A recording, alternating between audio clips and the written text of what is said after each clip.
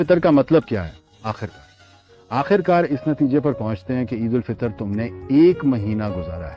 ماہ مبارک رمضان واقعی ایک بابرکت مہینہ ہے۔ اس مہینے میں اگر کوئی اس کا اہل ہو اور عبادت و اخلاص والا ہو تو بہت سے کام کر سکتا ہے، اور کیے ہیں۔ سب سے پہلے اس نے تعلقات کے راستے بند کیے، اور انسان کے سب سے بہترین تعلقات کھانا پینا ہے۔ یہ خود بہت اہم ہے، کیونکہ انسان کی نفسانی خواہشات زیادہ تر کھانے پینے سے جڑی ہوتی ہیں، اور بہت سی چیزیں ایسی ہیں جو روزہ توڑ دیتی ہیں۔ یہ روزہ توڑنے والی چیزیں آپ کی فقہی کتابوں میں موجود ہیں۔ یہ چیز جو روزہ کو باطل کرتی ہے وہ ان راستوں کو بند کرنا ہے۔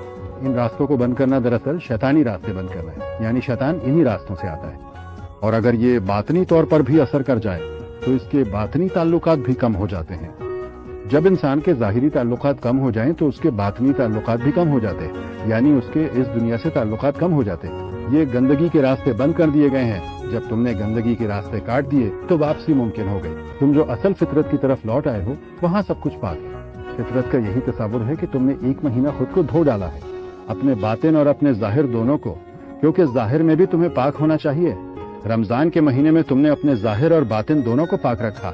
اب تم یوں ہو جیسے ابھی پیدا ہوئے ہو، اپنی اصل فطرت پر۔ انسان کی اصل فطرت پاک ہے۔ یہی عید ہے، عید الفطر، یعنی وہ عید جس میں تم ہر طرح کی آلودگیوں، برائیوں، نفسیاتی، جسمانی، باطنی، اخلاقی برائیوں سے پاک ہو گئے ہو۔ یہ میری بہترین عید کے بارے میں نظریہ ہے۔ دھونا اور دھونا اور دھونا۔